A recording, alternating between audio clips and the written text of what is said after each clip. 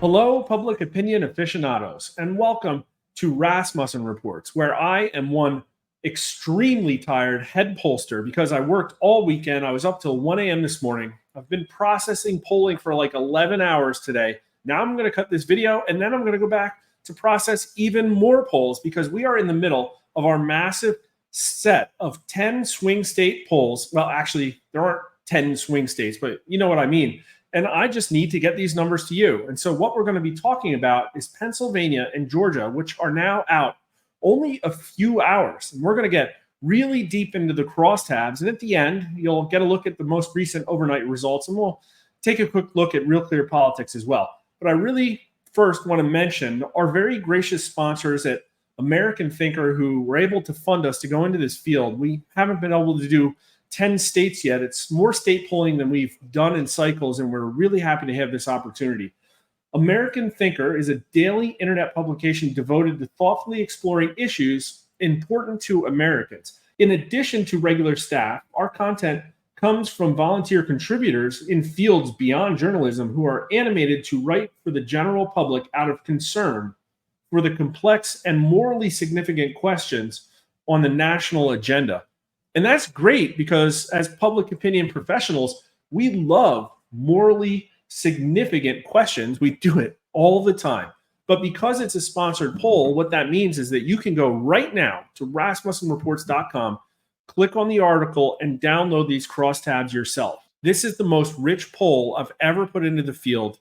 There is so much in here. We're only going to be able to scratch the surface. And what I'd really love is for people to look it over. And if you find these hidden gems, go to Mark_R_Mitchell at X and I don't know, DM me or post me, tag me, whatever. And I'll retweet whatever you find that's fascinating. But I picked out a few that I think you're going to like. Now, I did my best to highlight all these things, but I'll be honest with you. This might not be my cleanest video, but 1,200 Pennsylvanian likely voters conducted September 19th to 22nd. Very fresh data. When thinking about the elections for president and the U.S. Senate, which of these is most important to you?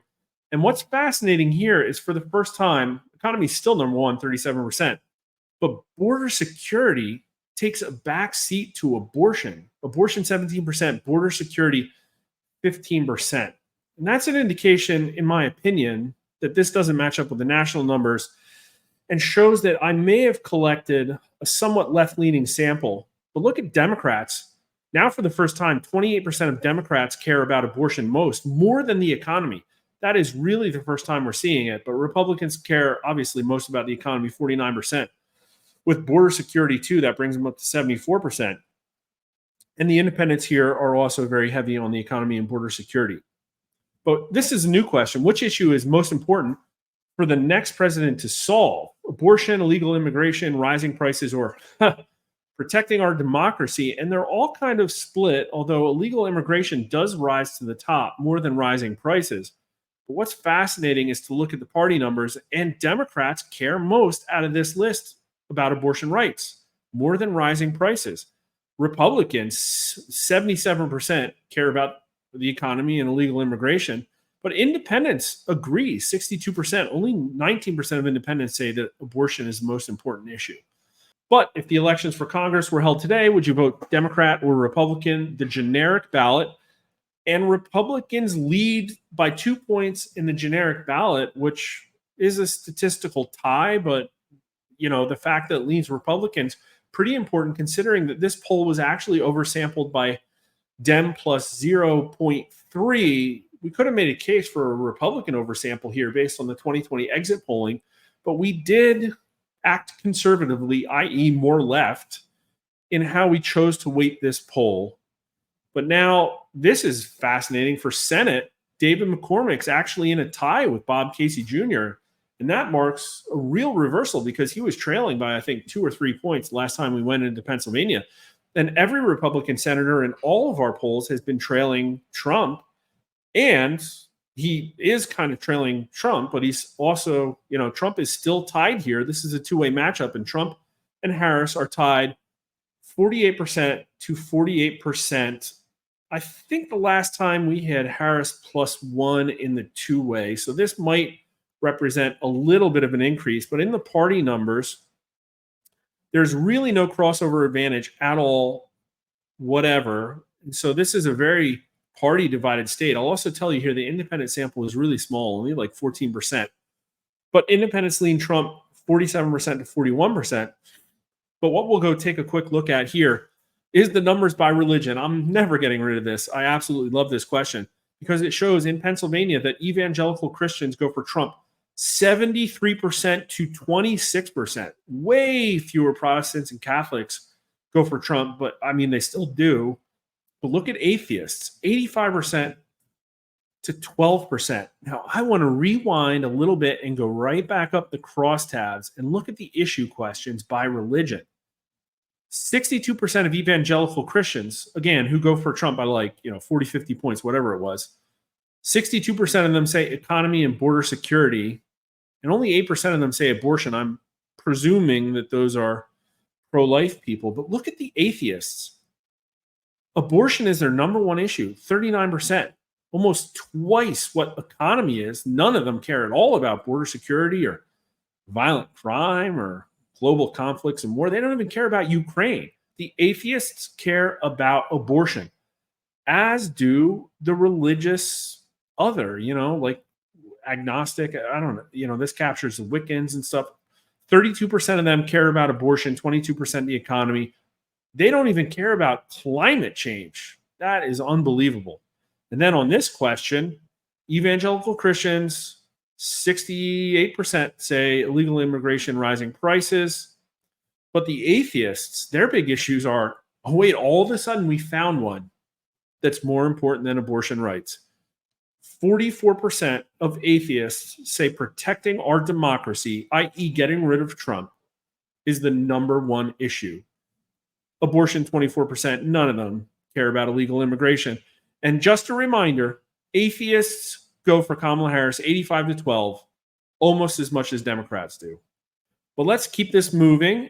Trump is down one with forced, leaners and third-party changers, but most of those people probably won't vote anyways. We have the favorability numbers. One quick note here. This is what a real poll should look like. If I put a poll out that shows that Trump and Harris are essentially tied, you would expect to see their favorability kind of close. And they are here. In fact, Harris she's got a 1-point favorable advantage. Not a huge deal. But what is a big deal is if you're ABC News and you put a poll out that shows that Harris is winning by 4 to 6 points, and then Trump has a 27-point favorability disadvantage. Now, if you want to look at these yourselves, we have Democrat Party and Republican Party favorability. Actually, maybe Pennsylvania is more establishment, but the Republicans did better than I would have thought. Which of the two candidates, in your view, has a better character, Harris or Trump? And Harris beats Trump by 4 points, but she actually beats Trump by 9 points on who is the greater threat to democracy. Harris and the Democrats, or Trump and a Republican. So that's weird. Okay, so this one, Republicans win on this by 2 points. Republicans are the biggest threat to tyranny by 2 points. And what's interesting is it's not like all Democrats. Only 69% of Democrats say Republicans, 28% of them say Democrats. And for Republicans, it's almost exactly the reverse. And independents, even though they went Trump by 6 points, say that Republicans are the biggest threat to democracy. Republicans, you got to get your act together. People are really worried about the state of your party. Now, we'll keep going. And are you better off than you were 4 years ago? The perennial question. Only 38% of Pennsylvania voters say yes. Will today's children be better off than their parents? And this one, I think, is the most important number in all of these crosstabs. Only 21% of Pennsylvania voters say yes. That is absolutely appalling. 53% say no, but there is a big not sure number. But look at the party numbers. Only 32% of Democrats, 13% of Republicans, and 11% of independents say today's children will be better off than parents. And this is one other quick note here. Look at how low the independent numbers are, but look at how low also the older voters are. That means the independents, in my opinion, lean older here. And young people are much more likely to say they'll be better off than their parents, but it's still basically a tie for 18 to 29-year-olds. We have, was America safer? Okay, this one we got to talk about. Who is the biggest enemy America currently faces? Iran, China, Russia, the Democrat Party, the Republican Party, or domestic extremists? And for the first time, there's a new victor. We asked this question nationally not that long ago, and China was the number one enemy facing America. But now it's the Democrat Party. Number two is China at 20%, 25% Democrat Party, 20% China.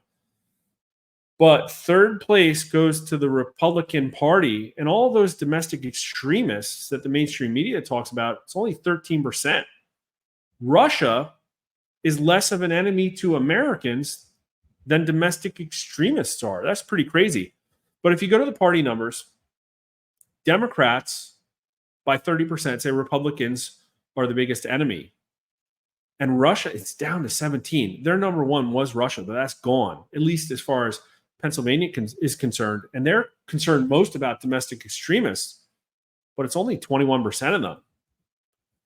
But the Republicans say the Democrat Party, 41%, followed by China, 26%. That's a lot stronger signal. I think the Republicans have a little bit more clear handle on what's going on. Republicans really don't care about Russia at all, 6%. Nor do they care about domestic extremists that much, which is pretty fascinating because on the left, arguably, there are more financed and organized domestic extremists. And of course, there's party parity on the crossover here. But independents also say Democrats, 29% to only 15% for Republicans. And keep in mind, this sample here only went Trump by 6 points. They vote a lot like Republicans here, 29% Democrat Party, 21% China, for a combined total of half of independents say Democrats or China are enemy numero uno. But which candidate do you trust most to deal with powerful foreign nations like China, Russia, and Iran? And Trump wins here by 5 points, so this is one of his better ones. Oh, okay, we got to talk about this. If given a choice between two candidates, one of whom favored granting amnesty to all illegal aliens or one who favored deporting all illegal aliens, which candidate would you vote for? And Pennsylvania voters go for the deportation candidate, 50% to 33%. And the party numbers are crazy here too. 23% of Democrats would vote for a deportation-only candidate. Only 56% would say amnesty. But look at the Republican number. 80% to 9%. Republican Party.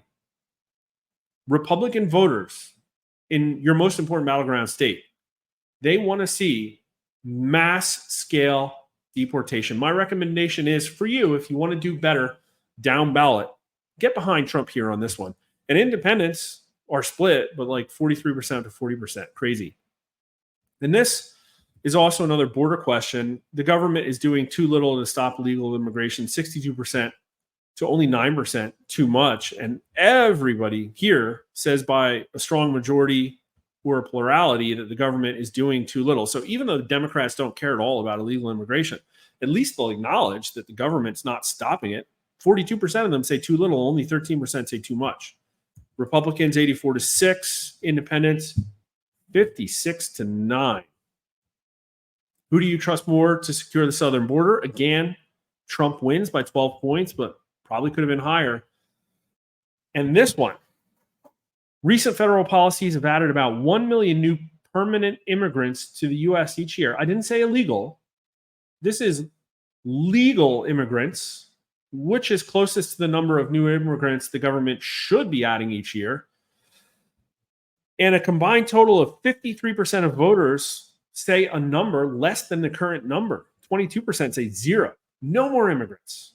A combined total of 60, what is that? 70% of voters say the same level is now or less, and only 11% want more legal immigration. Only 11% of Pennsylvanian voters want a level of immigration higher than it is now, and only, 15% of Democrats in Pennsylvania want more immigration. Nobody wants more immigration. Stop. We can't take any more. So we have more, Trump wins by 4 points on the economy. Bidenomics is terrible. Only 30% of Pennsylvania voters care about carbon emissions most. Everybody says for the next few years, we should be focused on energy prices. And only 48% of Democrats say carbon emissions. 61 to 32 for independents, energy prices versus carbon emissions. All right, this one is one of the biggest signals of hypocrisy I think I've ever seen in polling. When considering gender and sexual identity issues, which candidates' values are closer to your own? And people say Trump by 1 point, 47% to 46%. So it's a tie. 46% of these people say Harris has views and values closer to their own on gender and sexual identity issues. The very next question in the poll, agree or disagree, there are only two genders. 72% of voters agree, 54% strongly, only 21% disagree. 83% of Democrats said Harris's values were closer to their own on gender identity. But 55% of Democrats strongly agree in Pennsylvania that there are only two genders. And the Republicans and independents overwhelmingly agree, 73% for independents, 47% strongly. And independents said by 11 points that Trump's values were closer to their own. But wait, folks, there's more. Do you support or oppose gender transition therapy for minors to include hormone replacement therapy and gender reassignment surgery? Only 27% of Pennsylvania voters support that, only 10% strongly. Only 44% of Democrats support that at all, only 17% strongly. That's crazy. Okay, you know what? I'm going to go on a number hunt here for the largest number in all these crosstabs because I'm interested. In 18 to 29-year-olds, it's 56%. Black voters, pretty strong, 48%. Let's keep going out. Liberals, 51. Not the biggest. No income signal. This not at all likely column is a very small subsample. Can't look at that. The Muslim subsample, really small. Jewish one is 2. People who live in Philadelphia, it's 42% of them, though. That's a big enough subsample. Biden voters, only 42% of Biden voters strongly support or somewhat support the transing the kids. Not a lot of difference across how people get their news, but people who watch MSNBC, it's 49%. People who care most about abortion, 49%. Was the only majority we got to 18 to 29-year-olds?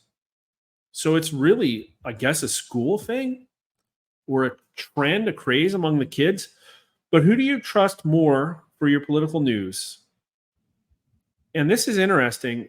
Independent online sources is 30% here, just as much as cable news. I think that's important. But 22% of people are still watching network news. And it's really like middle-aged people. I thought there would be more older people. The older people are watching Fox and CNN.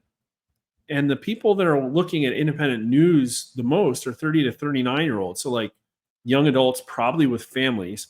Democrats trust cable news more than anybody. Republicans trust independent online sources, as do independents. And looking at who people say they would vote for now, the Trump people, independent online sources, they've been driven far afield for their news. But we also have a list of 4 cable news networks, and who do you trust most?